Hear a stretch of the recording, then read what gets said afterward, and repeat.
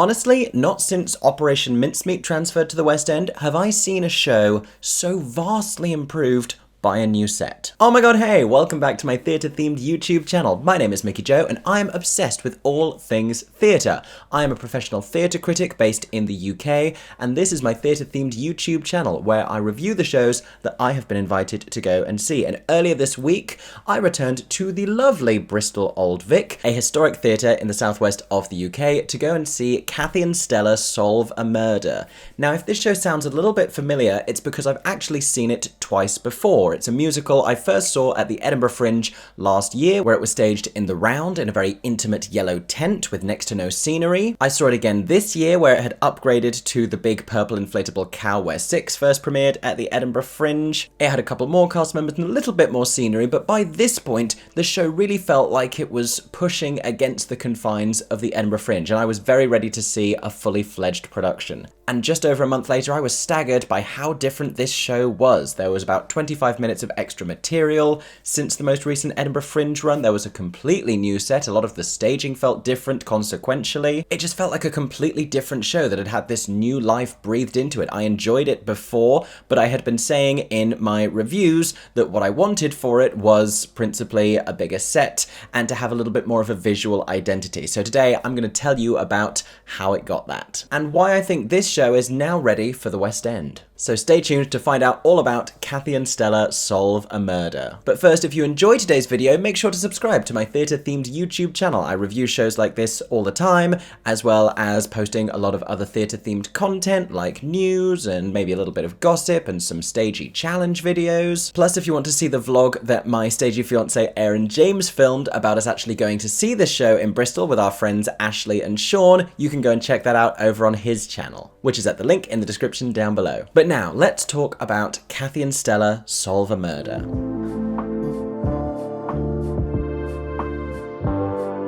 So this new musical has music by Matthew Floyd Jones and a book by John Britton, and the two of them have collaborated on the lyrics. And the plot concerns Kathy and Stella, two childhood best friends living together in Beverley near Hull, who are true crime enthusiasts filming their own murder podcast in Kathy's mum's garage.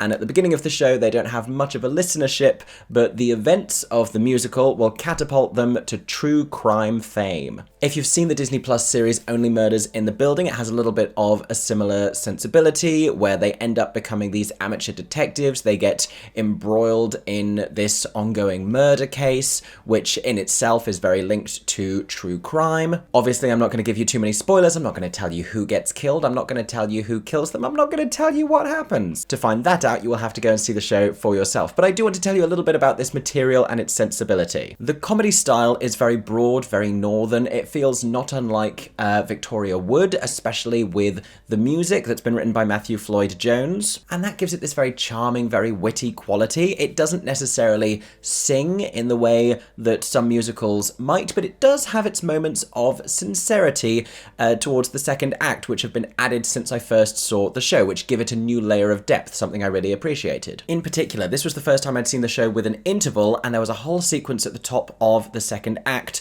that recaps different scenes from Kathy and Stella's past. We see them first meeting as friends in a sandpit at school. We see them then later in high school, and we see different events, I would say foreshadowed because it's in the past, although we already know from the first act that these things happened. We see the indications of things we already know to be true, like family members ailing health, like mental health struggles at university, things we've already been told about fairly early on. We then see them playing out in a flashback sequence at the start of the second act. And arguably, this might make it sound like this is just wasting our time. It's telling us things that we already know.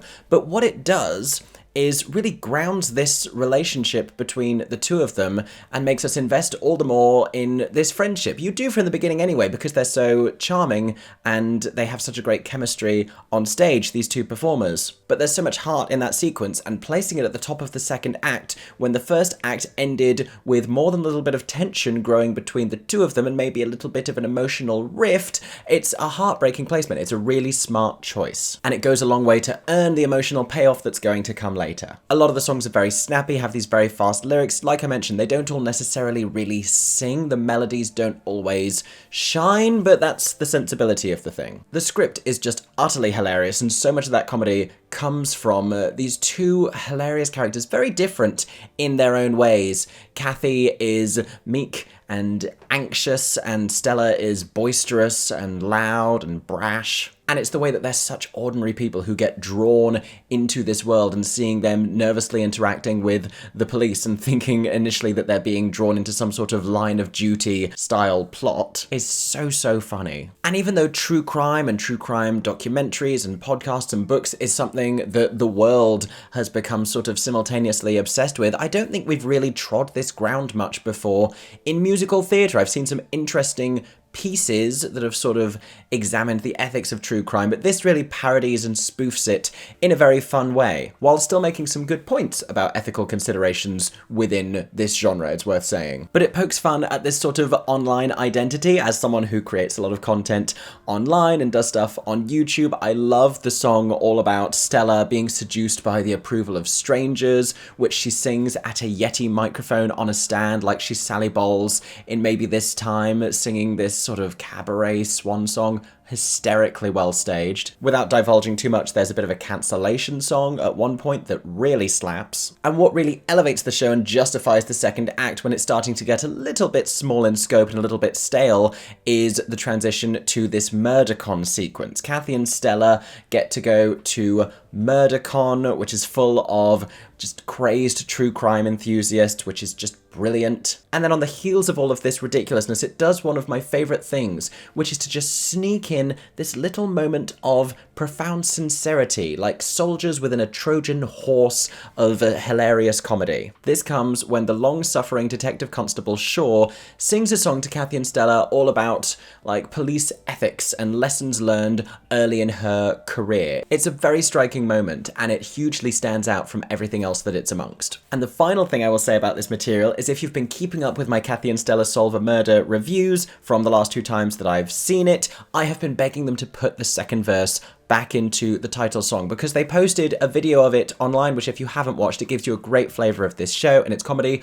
Go and watch their recording of them singing the song at Kathy and Stella's Murder Podcast. It's great. Kathy and Stella's Murder Podcast. But presumably for the condensed Edinburgh Fringe time slots, they have been cutting the second verse from that song, and I love the second verse. So by this time, I just thought that that was never going to go back in. And when they sang the second verse, when they started to do the second verse of that song the other night in Bristol, I slapped Aaron so hard on the shoulder with excitement that I feel I should publicly apologise to him on this platform. But I'm so happy that it's back. And that may still be the best song in the show. It's a really hard one to top. It's a great number and kind of the perfect introduction. Material-wise, my only outstanding misgiving with this show is I just feel like it could be called Kathy and Stella's Murder Podcast, the musical, rather than Kathy and Stella Solve a Murder, because I think the podcast element needs to be brought out more. I think that's going to be a huge selling point to people. Podcasts are really in right now. People tell me I should be doing one all the time, which I take it as because people like listening to things and not just because you don't want to look at me. But having a title like Kathy and Stella Solve a Murder implies that it's another Kathy and Stella story. Like, what are Kathy and Stella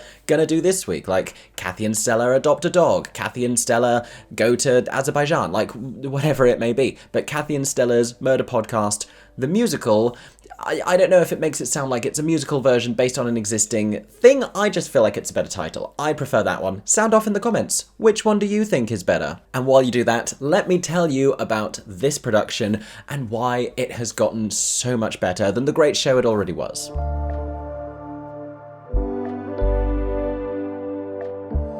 So I was just blown away by this set. Like I said, not since Operation Mincemeat have I seen a glow up like this.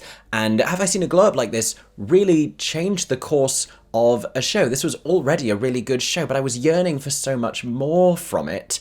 And I had said specifically in my last Edinburgh Fringe review, what I wanted was for them to have a set that looked like this naturalistic garage location, Kathy's mum's garage where they filmed the podcast, and then from out of that, bringing on set pieces and revealing things to create the other locations. And the extent to which they do that, I was amazed. The way that they transform this garage space and it turns into a police office and the kind of the morgue area of a police office, whatever you call that. They have the same neon tubes on the backdrop that they had at the Edinburgh Fringe to create this sort of corkboard conspiracy theorist background thing, but then that can fly up to reveal a big neon MurderCon sign. They have different things that get flown in. This set does so many cool and unexpected things. It has so much more depth, it has so much more space, that makes the whole thing seem a little less crowded. They added 2 ensemble cast members who are kind of like onstage swings who also participate in the show during the second Edinburgh Fringe run, and a lot of people said they thought that they were superfluous, but now with the bigger set it feels like there's more room for them and they feel more necessary. They feel natural now in this setting. It's been co-directed by writer John Britton and Fabienne Aloise, who has also choreographed, and I'm not sure the extent to which it's been restaged for this new set design, but it feels very different because they have the space and the depth and the set pieces that they can do fun things and they can stage it in exciting creative ways, and that's everything I've wanted for this show. It now has a visual identity and you can now see a production like this existing in the West End. I could see this at the Garrick Theatre or the Ambassadors Theatre or the Criterion Theatre. The Ambassadors in particular would be super fun because it would be next to The Mousetrap, this big long-running whodunit Agatha Christie play. That would be great. But Cecilia Carey, who is the set and costume designer, and Peter Small, who has done the lighting, have worked wonders with creating this environment. It so transforms the feel of the show. It establishes so much more what it is. It's unrecognisable from the show that it was before, and anyone going to see this would not begin to imagine that this had been at the Edinburgh Fringe in an inflatable barnyard animal of a theatre just a few weeks ago. This is such a turnaround in such a small time frame. I'm amazed and so impressed. But it does also unfortunately mean if you've seen Kathy and Stella Solve Murder before at the Fringe, you kind of have to go back and see it again. Not only does this extra material change the show so much and add so much more to it, but this set design is worth buying a ticket for. It's so good. As a side note, I also like that they do still manage to have the band on stage. They're to the side and they don't get in the way of stuff, but it's nice to have them still featured there. And it also means it kind of opens up the list of the other theatres that they might be able to transfer to, like the Ambassadors. I have an agenda in this video, honestly. Francesca Moody, get in touch, let's talk. I don't know what we'd talk about. She knows what she's doing.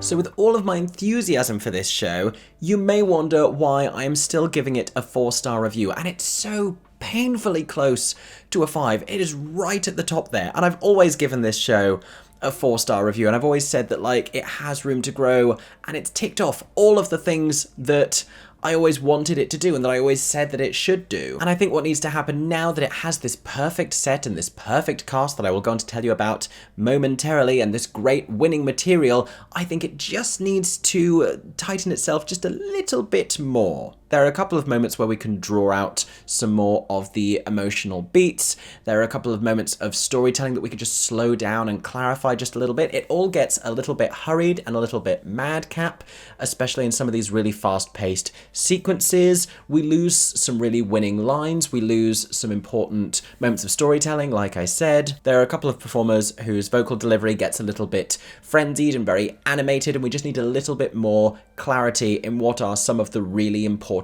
things that we need to hear. But the biggest thing is that now that the production is really perfect for this show, I think there can be even more comedy. I think some of these characterizations can go a little bit bigger. We need a few more visual gags, a few more running gags, because the whole thing is so witty and so clever, but we need those punchlines, we need those landing moments to really get us to laugh. Don't get me wrong, this audience was laughing a lot, but Aaron made the fantastic point that this is material people are going to be going to that they probably don't know anything about. This is not based on existing IP, it's not a book or a film or a TV adaptation. People don't know who these characters are, and they get introduced to us super well. We meet all these zany supporting characters. That's fantastic. And there are such intelligent jokes in this show, there's such great comic timing. I wonder if we don't need a little bit more lowbrow or just like silly humor just to add even more laughs in there. I just want to laugh a little bit more thoroughly. And also excavating the laughs that the show already has, because there are some great moments, like in the lyrics of that first song, Kathy and Stella's Murder Podcast, that go by so quickly, I don't know if they're really landing. I think really drawing attention to those and shining a flashlight on the brilliance within this material is going to make it even better, and it can be a 5-star show. This really has the chance to be this winning thing. I think they could add even more material in. Maybe we need a little bit more subplot, a couple more twists and turns in the story, but it's a show I'm excited about and a show I'm rooting for and a show I can so see developing this huge cult fan base. And it so appeals to its target audience. If you're the kind of person who likes musicals and who likes true crime podcasts, you're absolutely going to like this true crime podcast musical. And so now let me tell you about the wonderful people who are performing in it.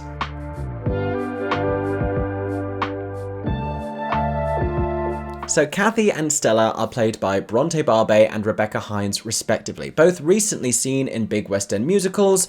Bronté, who is an alumnus of the Andrew Lloyd Webber Wizard of Oz Over the Rainbow TV casting show, looking for a Dorothy, if you remember back then. She's recently been seen as Catherine Plummer in Newsies. And Rebekah, meanwhile, was just in the sexy revival of Oklahoma at the Wyndham's Theatre, playing Gertie and understudying Ado Annie. The two of them are so fantastic in these roles. Their friendship is so honest and so believable. The differences between them, the shyness of Bronté's Kathy and the brashness of Rebekah's Stella. She in particular is such a winning characterization and so easy to root for. Even though she makes these questionable choices throughout the show, you can't help but love her. And even though they're characterized with these broad comedic strokes, they feel very much like real people, which I think is important. The highlight of Bronté's performance comes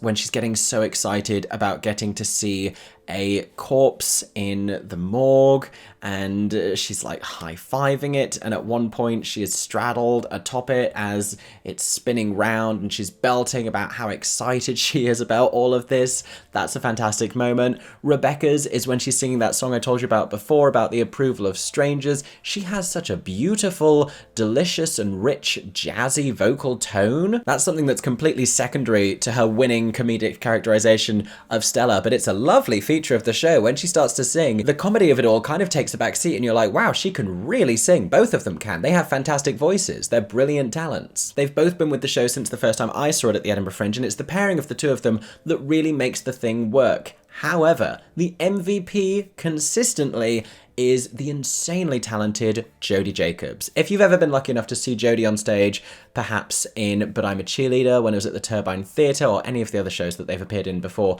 Jodie is phenomenal. One of those performers who just has this indefatigable energy, this soaring, insane vocal ability, which in and of itself is this wild combination of talents. Like, nobody ought to be as funny as like a Julie Walters and be able to sing as well as an Elphaba. Like, those aren't things that should go together, but that is what Jodie Jacobs can do. Jodie multi-roles as multiple different characters within this narrative. 3 of them are siblings of each other that we don't initially find out about, that sort of get revealed. They have personalities not unlike the characters in the end of Little Shop of Horrors, who are trying to entice Seymour with different deals, if you know that show. But it's a great showcase of their versatility as a performer. Jodie also plays DC Shaw, who is this no-nonsense, long-suffering police constable. And in that context, they get to play a lot of pathos and gravitas, and they're brilliant at that as well. Just such a remarkable talent, and delivering all of these show-stopping moments. An incredible performance every time I've seen it. And one of those performers who deserves to be a much bigger star than they are. The supporting cast is then completed by Imelda Warren Green and TJ Lloyd, who both play a handful of roles as well. TJ Lloyd, in particular, does so much in this show in terms of versatility and playing these completely different characters. He plays this morgue technician who is so bubbly and friendly and charming and sweet, and then he swaps to this suspect who is so sinister and creepy. He also plays Kathy's mum. It's not done in like extensive drag. He wears glasses and a cardigan, but so believably maternal. Just a complete chameleon in this show. And Imelda Warren-Green, again, transforms with the characters that she gets to play. She plays Stella's sister, who is exhausted by her freeloading. And she also plays another morgue technician, as well as Kathy and Stella superfan, Rebekah, and gets some genuinely scene-stealing moments when she is like giddily enthusiastic about getting to meet them and about getting to watch them solve this murder. Show-stopping stuff. But there is only so much I can tell you about these performances. To really enjoy them, you're going to have to go and see them for yourself, because I don't want to give you too many spoilers about this show. It's a whodunit, it's a mystery, it's a true crime story, or it's a story about true crime that is in no way true, at least. But if you like funny shows and silly shows and any of the themes that I've been talking about, you're really going to enjoy this. And while a West End run hasn't yet been confirmed, although I have my fingers crossed and I'm pretty optimistic about it, it's currently running at the Bristol Old Vic until the 30th of September. Whereupon it will be packing up its fantastic set and travelling up to Manchester. It's playing at Home Manchester between the 5th and 21st of October. So if either of those two venues are places you are able to travel to, please consider going to see Kathy and Stella Solve a Murder. It's this fantastic up-and-coming show. I'm so excited about it, and I cannot wait for it to have a huge army of fans behind it. Thank you so much for watching this review. I hope that you've enjoyed. If you did, make sure to subscribe to my theatre-themed YouTube channel for many more reviews and much more stagey content coming very soon. I have some very exciting trips coming up that I can't wait to tell you about. One of them you may already know about if you watch my other videos, and one of them you don't yet. Also, if you've seen this show before, if you got to see it at either of its Edinburgh Fringe runs, or if you've seen it already at the Bristol Old Vic, comment with your thoughts down below. I would love to know what you thought about it. I hope that everyone is staying safe and that you have a stagey day. For 10 more seconds, I'm Mickey Joe Theatre. Oh my god, hey, thanks for watching, have a stagey day. Subscribe!